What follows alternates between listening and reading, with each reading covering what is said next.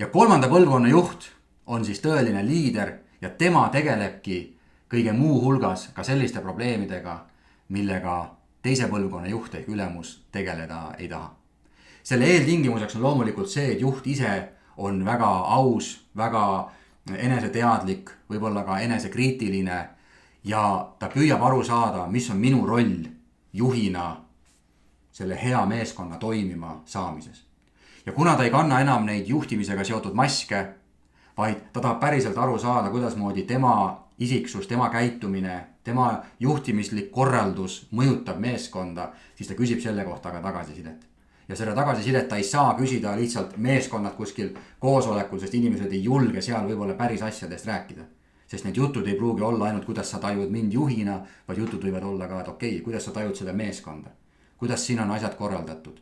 Mis on sinu töörõõmu allikad, mis on sinu tööpiina allikad, aga võib-olla minu tööpiina allikad on seotud mingi kolleegiga.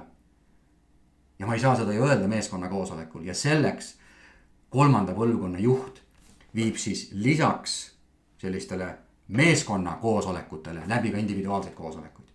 Esimese põlvkonna juht ei tee üldse selliseid koosolekuid, sellepärast tal ei ole vaja oma nii-öelda töölistega kohtuda ja nende arvamust küsida, no halloo. Teise põlvkonna juht viib läbi koosolekuid, aga ta teeb seda grupina koos ja seal ikkagi seda päris ausust ei saa tekkida. Aga kolmanda põlvkonna juht hakkab läbi viima üks-ühele vestluseid, kus on igal vestlusel oma eesmärk, igal vestlusel oma struktuur, oma tööriistad ja eesmärk on luua seda avatust, ehitada neid suhteid ja uskuda, et nende suhete kaudu tegelikult ka see koostöö ajas paraneb. Ja loomulikult selleks, et need inimesed tahaksid koostööd teha, et nad tahaksid päriselt pingutada selle töökoha nimel, siis nad peavad tundma, et neid päriselt väärtustatakse. Tuntakse päriselt huvi, kes nad on, kust nad tulevad, miks nad siia tööle tulevad.